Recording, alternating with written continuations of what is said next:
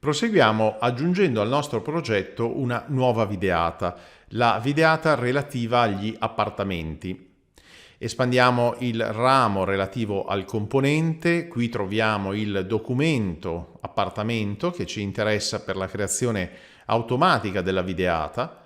Trasciniamo il documento appartamento sul nome UBNB e intanto premiamo CTRL sulla tastiera. Lasciamo il mouse e quindi la tastiera.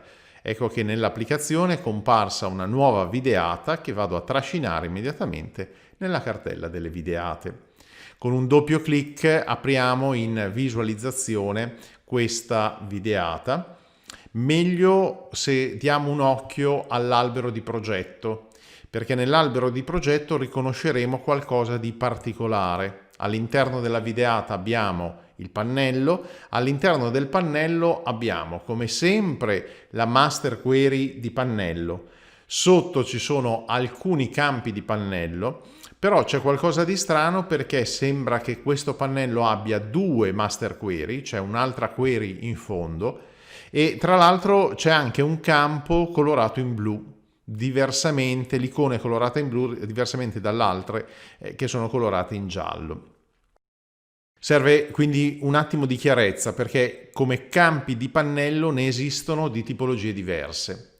Abbiamo tre tipologie di campi di pannello. La prima tipologia sono i campi di pannello derivati direttamente dalla master query del pannello. Quindi sono i campi che nascono ed esistono grazie alle colonne inserite nella master query. In questo caso l'ID, il nome, la descrizione, l'indirizzo, tutti questi sono colonne della master query e da questi sono nati i campi di pannello di riferimento. Abbiamo poi un'altra tipologia, i campi di pannello statici, cioè non legati a colonne della master query. In questo momento non ho nulla del genere in questa videata, per ora. E in ultimo abbiamo i campi di pannello di lookup, cioè che sono derivati da query secondarie di lookup. Ecco allora che in questa videata effettivamente c'è una query secondaria, una query di lookup, e quindi ci saranno dei campi di pannello di lookup, molto probabilmente quelli colorati di blu. Ma questo ne parleremo nei tutorial successivi. Ora ci soffermiamo sulla prima tipologia, cioè i campi che derivano direttamente dalla master query di pannello. Questi campi sono oggetti con una icona di colore giallo.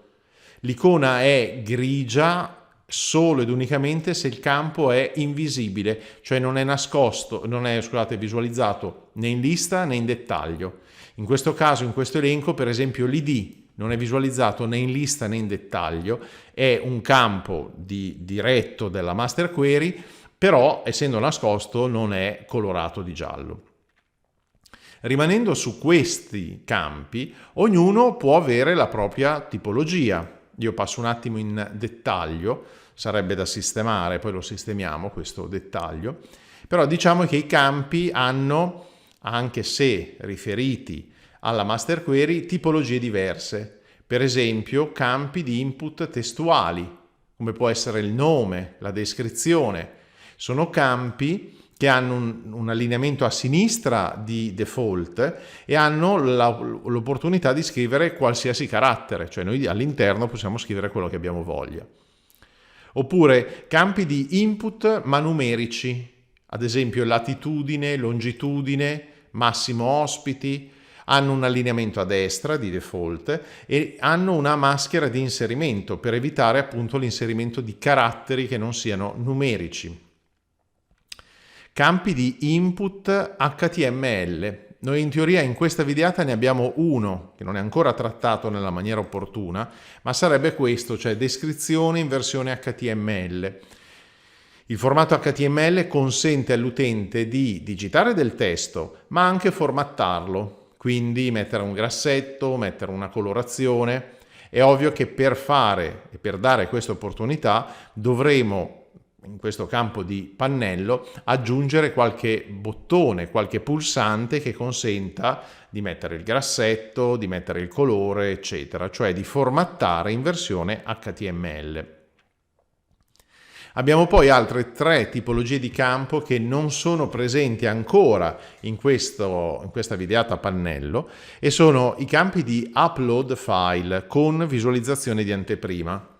Sono campi composti perché consentono di eseguire l'upload di un file, ma anche la sua visualizzazione. Per esempio un'immagine, vogliamo visualizzare l'immagine che arriva dal DB server. Poi abbiamo i campi di scelta in versione radio, cioè quindi l'utente potrà scegliere un valore tra quelli proposti e si troverà davanti un controllo di tipo radio con i pallini.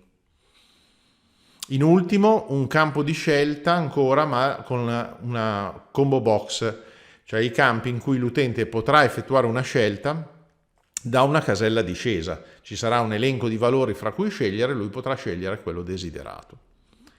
Deve essere abbastanza chiaro che la creazione di un campo di pannello basato su master query necessita per forza la presenza di una proprietà nel documento ed eventualmente un campo sul database. Non è possibile creare campi di inserimento dati che non abbiano un legame con la fonte dati.